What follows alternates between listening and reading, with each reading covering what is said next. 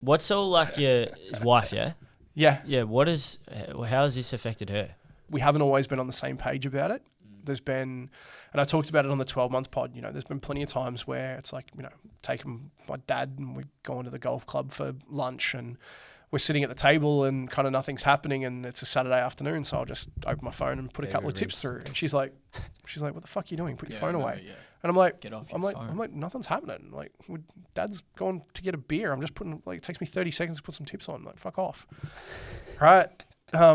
Same deal. Like, there was another day, I had like an RDO on a Wednesday, and my daughter also had a curriculum day from school, and so we took her down to Mornington Beach. It was a really nice day.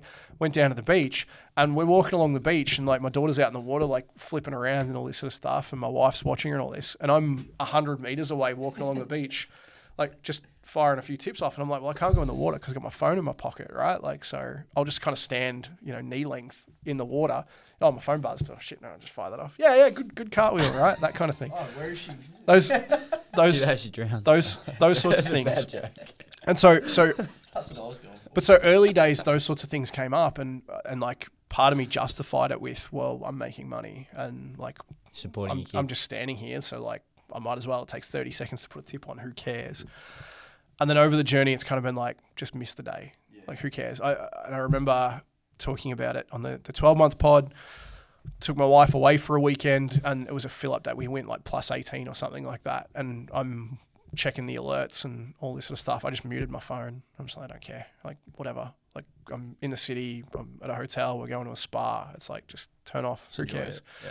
Missed out. Because the same thing has also happened when I've taken my kids out for the day, or we've gone to the movies or whatever because my kids really want to do something, and I've missed a day where we go like -11. It's like, all right, cool, comes out in the wash, right? Yeah. It's old mate, the fucking penguin watching the washing machine, right? Like, it just comes out in the wash. It is what it is. You're very good at that as well. Like, and the whole aim is to make it sustainable and make it something that you're going to keep doing for 2, 3, 4, 5 years, right? Like, if you miss all of these things and then your partner hates you, or you fucking, God forbid, like you get divorced, or your kids hate you because you don't fucking spend any time or energy with them, then obviously this isn't sustainable. Yeah. So you've been really good at like sharing the difficulties that come along with that, but then also being really transparent with like, I'm taking this day off, or I take heaps of days off, and this has been really good for everything. And I think the other thing with my missus that's kind of come up a couple of times is she sort of highlights the number of times when I'm having to like open new accounts or take up redeposit offers. There's been a few times, not arguments, but we've had sort of some harder conversations where she kind of highlights and she's like, I'm always seeing money go out. When does the money come back in? And it's kind of sitting down and reinforcing me like, well, here's the spreadsheet. Have a look at the accounts, right? Like the balances. This account balance was $500 last week, and now it's at $1,200, right? That's where the money's gone. I don't want to withdraw it because there's a risk that I lose my promos, But then even as recently as like 2 weeks ago, one of the smaller bookies, Chase Bet, I'd opened them up, used like a deposit offer, blew the account up, immediately lost promos. And I'm like, I haven't done anything except turn the bonuses over. Like, thanks. But I put $200 into that account, and I pulled nearly $1,500 out of it. Yeah. And so I'm like, okay, so there you go. There's the money coming back out. This is what happens. When I lose an account, money comes out. It becomes liquid again, and we can either use it or reinvest it. Well, in theory, like if you really had to, you got into this because you took out money anyway. Like you can take it out, but like that's a risk, obviously. Of course. Like there's always a risk, and you don't want to do it, ideally. Yeah. But I'm sure there are plenty of guys in the community having the same conversations with their girlfriends, with their wives, or whatever it is, where it's like, hey babe, I'm putting another $500 in to open 2 more accounts and take up some deposit offers and help my sustainability. And she's like, well, but no, like, why are you spending another $500 on this? I thought you just spent $1,000 on platinum. Like, why are you spending another $500 or that kind of thing?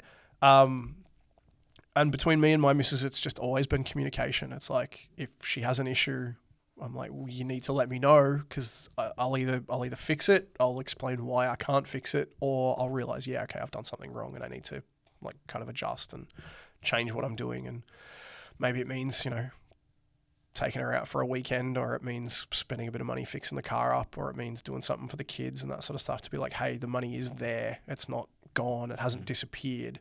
I'm not gambling it all away. And not to go too far down that rabbit hole, but part of that does come from her knowing my old man, who is like still like just a chronic gambler.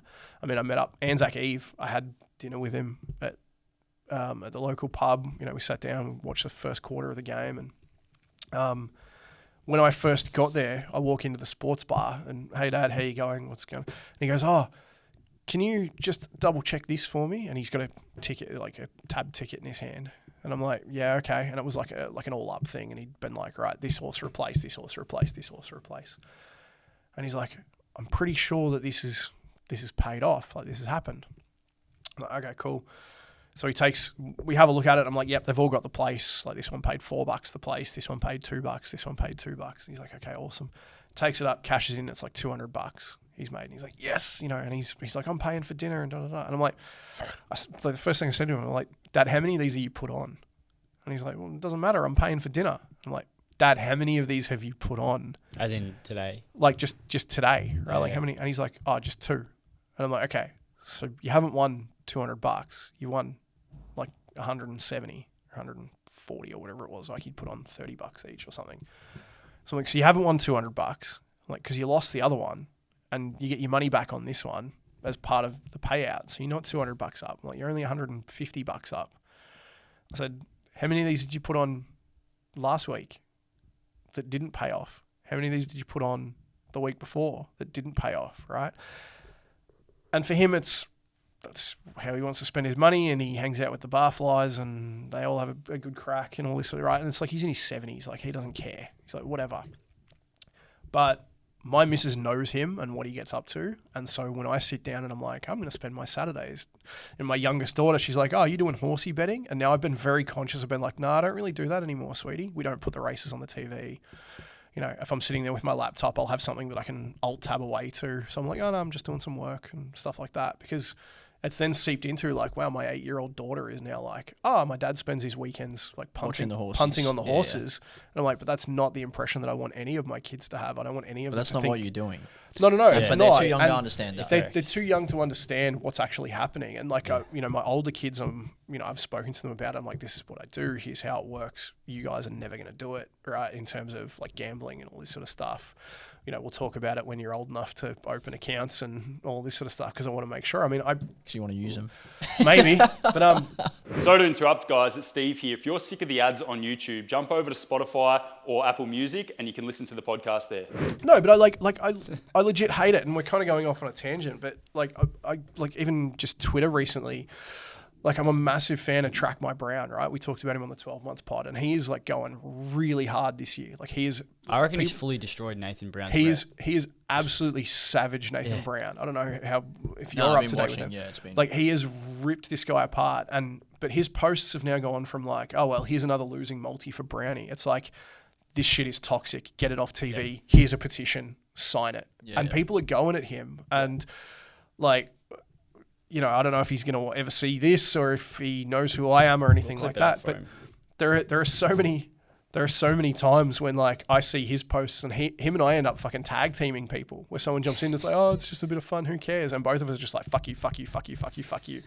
Right? Because we're on the same boat. And it's, for me, I think it's fucking awesome that someone outside of this community sees the same shit that we do. And like the initial, not many people see it like that. 100%. But people see it that way and look at it, and you know, between my wife and my kids and all this sort of stuff, I'm now like hyper conscious of how much of it is actually in front of them and actually educating them about how match betting works, how we use it to our advantage, how we make money off it, but also why gambling is just absolute bullshit and people should not do it and it's bad. And as much as we love my old man, as much as we love Poppy and, you know, we want to spend time with him and all this sort of stuff, it's like, I'm not bringing my kids to the golf club to sit in the sports bar and watch you play, you know, fucking trackside and Keno and put a quarty on and cheer horses home. I'll sit there and do it with you and have a beer and all this sort of stuff because I want to enjoy as much time with my dad as I can, but I don't want my kids around it. Yeah.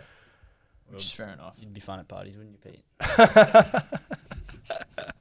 That's literally what they'd say to that, though. But it's so spot on. Like, everything you just said there is just spot on. Like, the reason why people are fucked financially, a lot of males get to 30, 40 is because of punting and because of just thinking that it's okay to waste 100 a week, and then 500 a week, and then 1,000 a week once they earn more money. The big, I don't know what it was like, sort of in the before time. I know it's you know, kind of the last thing I'll cover off. Obviously, consciously your time. I think we got some tips coming out tonight, so you can go and do some research. But send Lenny on his way. It's a little bit different for my old man because he's very analog, right? Like he will go down to the golf club or the RSL or whatever it is. He'll go to the ATM. He'll take money out. Yeah. He'll go and he'll fill out he'll use his fucking grey lead and fill out the form, and he's got the paper there and he's checking the form guide and the histories and all this sort of stuff, and picks his quaddie or whatever he's doing, goes up, gives the ticket to the lady, gives her the $50, watches it all go through, right? And so he is very conscious about how much money he spends on it, and he's always been adamant. It's like, he lives within his means. This is what I do for entertainment. I don't go to parties, I don't go to festivals, I'm not going to the movies, right? This is what I do. I hang out with my mates and I punt on the horses. If I lose, I lose.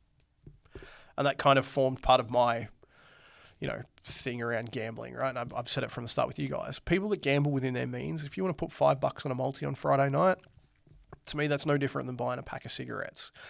I think the big shift and the big change in what's happened with the amount of online sports betting that is now possible, the fact that it's all just immediately linked to your bank account or your debit card, and at the push of a button, you can just drain money into it, and you can throw it on and you watch the green ticks go up and then it disappears. And it's like, well, you never really had that cash in your hand. It was all just numbers on a screen. I think it makes it far easier for people to spend. And the most insane thing that I saw on a Instagram clip that came up over in the States, some of their poker machines, you can now put your bank card into the poker machine and do bank transfers into the machines. So you don't even have to get up. Like in the casino, you don't have to get up out of the chair. It's one of the casinos in Australia. There's no cash at the casino anymore. That's insane. And if you, deletion of cash makes you not understand or appreciate money. It's just that regardless of what you're spending it on.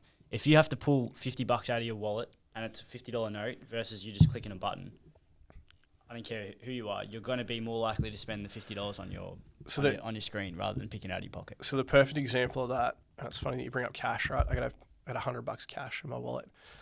I reckon I've had this $100 cash in my wallet and my phone here for probably 3 months. And I've bought like tanks of petrol. I've gone shopping. I've, paid for my Mikey to travel in, all of that sort of stuff. And I just do it all by tapping my phone. It's just like tap and go, tap and go, tap and go. It's like sitting here now consciously thinking about it. I don't know when I'm going to spend that $100 cash because there's a mindset thing around having to take $100 cash out, hand it over, get $50 change, put that back. Like, it's a very different experience than just being like, oh, it's $50, boop, and off you go. And that's what the apps are doing. That's what online gambling is doing, is just the push of a button. Yeah, they say, choose your own deposit limit. And it's like, well, that's great. I'll just set it to $2,500 for the day and like drain my whole bank account. Like, what are you going to stop me? Like, you don't really give a shit. Like, you're here to take my money. That's why Brownie's getting thrashed online at the moment, because everyone's starting to realize just how bullshit it all is, which is good. Hey there, it's JP here. Just thought I'd come in and tell you, if you're enjoying this content or you think it's valuable, how about you share it to one of your mates and maybe they can benefit from it too.